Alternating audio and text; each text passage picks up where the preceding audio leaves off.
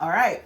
Hey, grammar ears. It's Lanisha, and we are back with the next routine in this series about syntactic awareness.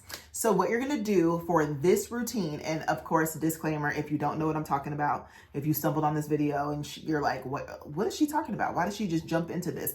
It's a playlist. Go back to video number 1 and you'll understand everything because I break it down in the first video.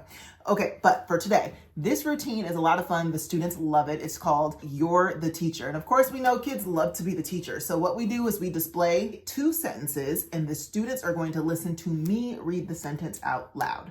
And then once I read it, I do a little call and response and I say, hey teachers, and they say, hey what? And then I read the sentence just as it is. And then I say, does that sound right? And they have to decide whether or not it sounds right. If it doesn't sound right, they need to explain why, like what needs to change. If it does sound right, then they will just simply say, yes, it does sound right. The funny thing about that is they are so trained to assume that everything always has a mistake that sometimes I put a lot of sentences in there that are actually perfectly fine. There's no mistake there, but they're like, oh no, Mrs. Tab, like, there's something definitely wrong about that one. It's like, no, actually, there's nothing wrong with that one. So let's look here at this slide. It says, do you like popcorn? And the students will say like, I mean, that sounds pretty good to me. Or they'll try to convince me that there really is an error. But at the end of the day, do you like popcorn? There's a question mark at the end of the sentence. That sounds perfectly fine. The next one, I can cutting paper. I can cutting paper. I can cutting paper. And I'll read it a few different ways.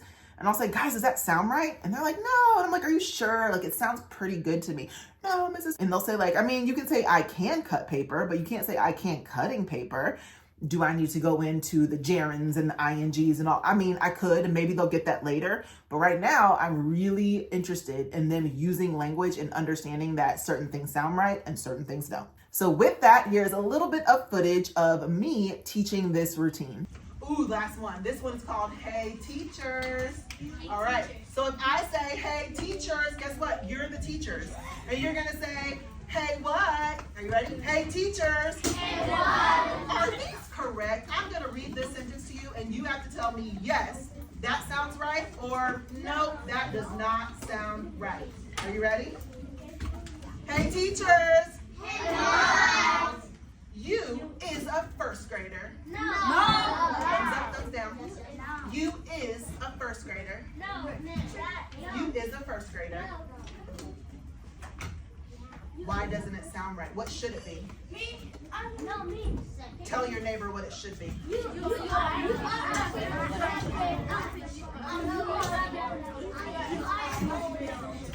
Oh my goodness, I heard a whole bunch of people say, you, what should this word be? Are a first grader.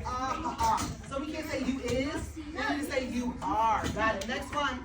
Hey teachers. Hey what? Me likes peanut butter. Me likes peanut butter. Me likes peanut butter. No, I like peanut butter. Tell your neighbor what it should be.